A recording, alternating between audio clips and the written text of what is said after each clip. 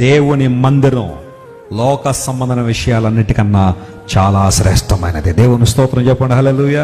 నువ్వు ఆదివారం ఒక మంచి భోజనం చేయలేకపోయినా పర్లేదు, నువ్వు బాధపడద్దు. కానీ దేవుని మందిరంలో మాత్రం కూర్చో. That's a blessing for you. భోజనం కోసం ఆదివారం మందిరాన్ని ఏం చేయొద్దు, మానే. బ్రదర్స్, మీ మిస్సెస్ గారు పంపిస్తారేమండి, మంచి మటన్ తీసిరండి అంటే ఆ లైన్లో నిలబడతాడు వీళ్ళు మటన్ కొట్టు దగ్గర. ఈ లోపల పాటలు స్టార్ట్ అయిపోతే, వాక్యం అయిపోతుంది, అన్నీ అయిపోయిన తర్వాత ఇంటికి తీసుకొచ్చి గబగబా స్నానం చేసి వచ్చి కూర్చుంటాడు. ముగింపు ప్రార్థన అయిపోయిందా? ముగింపు ప్రార్థన నీకు కావాలా? వాక్యం వద్దా నీకు? ప్రైజ్ అండ్ వర్షిప్ వద్దా? ప్రార్థన వద్దా?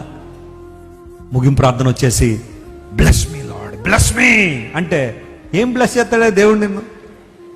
దేవుని వాక్యం వినొద్దా? నువ్వు సరి చేసుకోవద్దా? వాక్య క్రమంలో నువ్వు ఎదగద్దా? దేవుని మందిరంలో కేవలం ముగింపు ప్రార్థన కోసం రావద్దు. నువ్వు రా, పాటలు పాడు, మనస్ఫూర్తిగా దేవుని ఆరాధించు, వర్షిప్ గాడ్.